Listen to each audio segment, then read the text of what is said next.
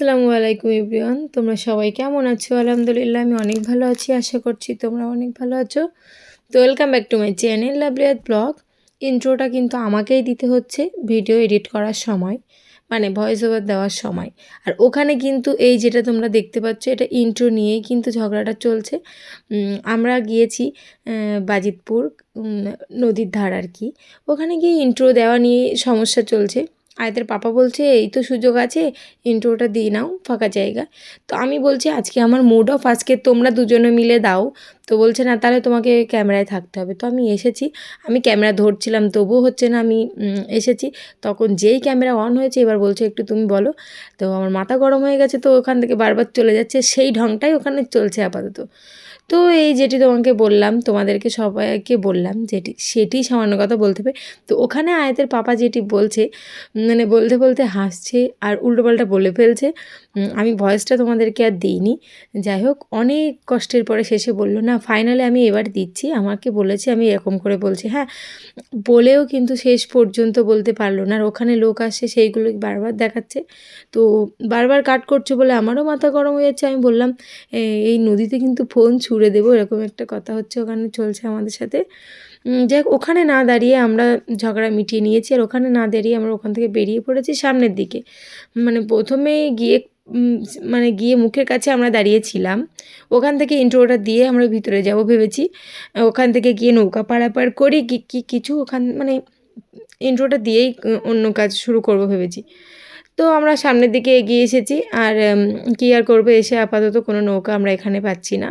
তাই জন্য হেঁটে হেঁটে ভিতরের দিকে যাচ্ছি। মানে কী আর ওই জলকারে সাইড দিয়ে রাস্তা থাকে এরকম একটা। তো সেই দিকে হাঁটতে হাঁটতে এগিয়ে যাচ্ছি, বাইকটা ওখানে রেখে এসেছি। আয়তের পাপা বলছিল পিকনিক করবে স্পট খোঁজার জন্য। তাই জন্য কিন্তু বিশেষ করে আমাদের এখানে আসা। আর হঠাৎ দেখলাম এখানে একটি কানের দুল, জানি না কার গার্লফ্রেন্ডের দুল এখানে পড়ে আছে। বিশেষ করে লাভলিয়াত ব্লগটি দেখলে তোমরা অবশ্যই দুলটি নিয়ে যেও। হ্যাঁ, আর আমি আর কি ওখান থেকে নিচে নামছি। এখান থেকেই মনে হয় নদী পারাপার মানে এটাই ঘাট বলতে পারে, আমি জানি না সঠিক, মনে তো হচ্ছে, কারণ এখান থেকে একটি রাস্তা। আর ওখানে নৌকাটি দাঁড়িয়ে আছে, তাই আমি হাত দিয়ে ঢাকার চেষ্টা করছি যাতে করে আসে। তো ঢং ঢং ঢং এগুলিকে একটু ঢংই বলা যায়। তো এখানে কচুরিপানাগুলো কী স্রোতে মানে এগিয়ে যাচ্ছে দেখো, অনেক স্রোত, এখন পুরোপুরি জোয়ার।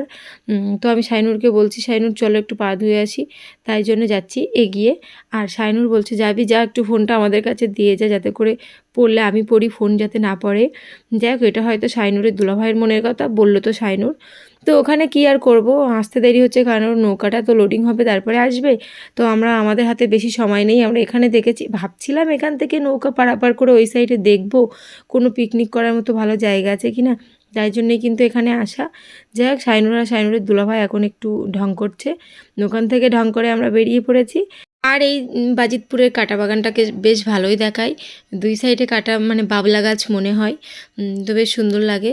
তো আর এখন তো মাঠ একটু ফাঁকা ফাঁকায় আসে, তো আমরা সেই সমস্ত জিনিস দেখছি আর ওখান থেকে বেরিয়ে যাচ্ছি।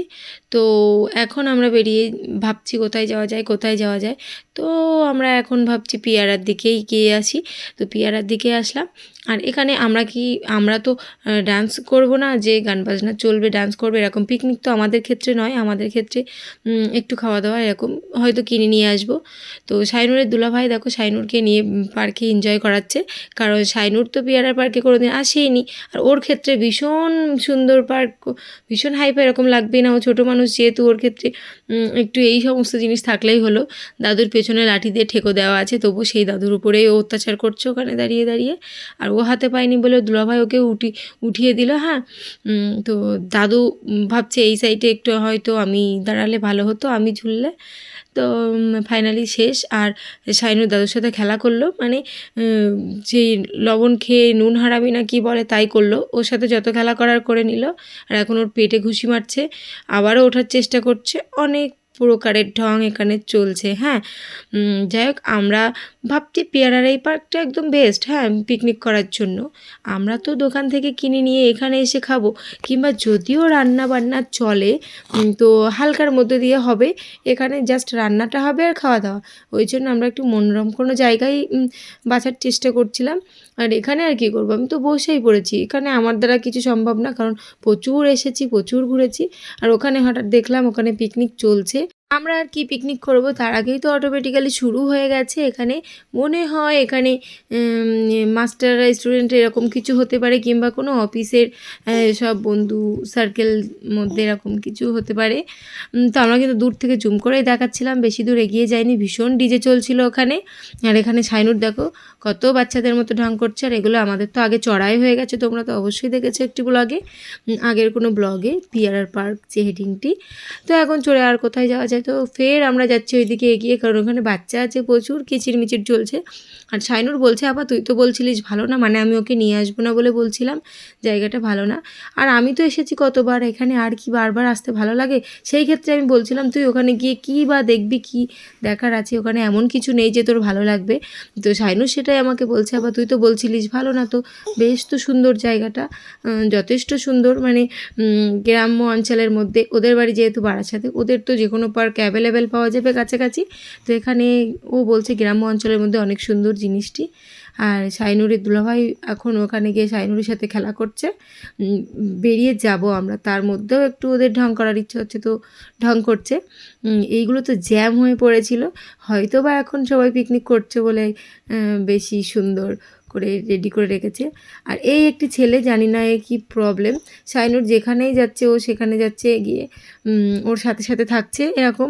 মানে সাইনুর যেটা চড়ছে ওর মনে হয় ইচ্ছে হচ্ছে সেটাই চড়তে, ও উঠে যাচ্ছে। তো আর সাইনুর কী করছে, ও উঠছে যখন, ও একটুখানি পরেই ও নেমে চলে আসছে এরকম। তো এখন সাইনুর দেখেছে ওর দুলাভাইয়ের সাথে কতটা একদম পুরো অ্যাডজাস্ট হয়ে গেছে।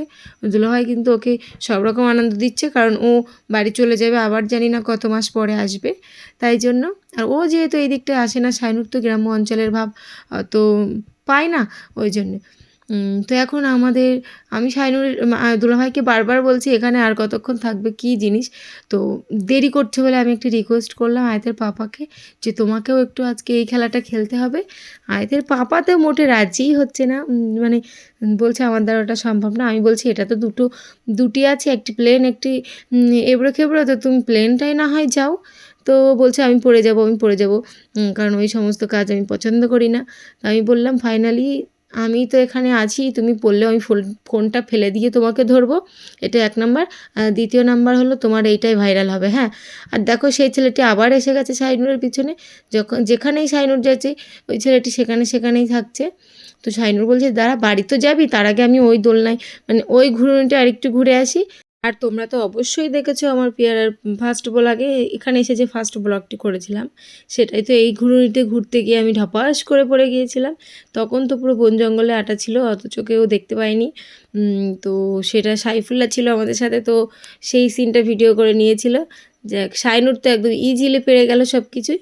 তো এখন ভাবছি এখান থেকে বেরোবো, আর কত ভালো লাগবে এখানে, মোটেও ভালো লাগার কিছুই নেই। দেখেছো সেই ছেলেটি এখানেও আবার এসে গেছে, মানে মোটামুটি সাইনুর যা করছে, জানি না কে ওই পিকনিকের মধ্যেও হয়তো কেউ হবে, তো ও তো আরও সুন্দর করে নেমে যাচ্ছে। বলতে নেই, তবুও বললাম হয়তো ওর মেন্টালি কোনো প্রবলেম আছে, কারণ একটু ছটপটে টাইপের স্বভাব আমি দেখতে পেলাম। যে এই পার্কের যে ওনার আর কি, সে বলল যে ও অত ছটপট করে না বাবা, পড়ে যাবে, তাই জন্য আমি ভাবলাম, তাই জন্য তোমাদেরকে বললাম বিষয়টা। তো এখন চলে এসেছি বাড়ি, আর আয়াতকে তো নিয়ে যায়নি, তাই আয়াতের একটু নিয়ে খেলা করছে আয়াতের পাপা। অবশ্য প্রতিদিন দোকানে যাওয়ার আগে প্রতিদিন আয়াতের পাপা আয়াতকে নিয়ে এরকম খেলাটি করে।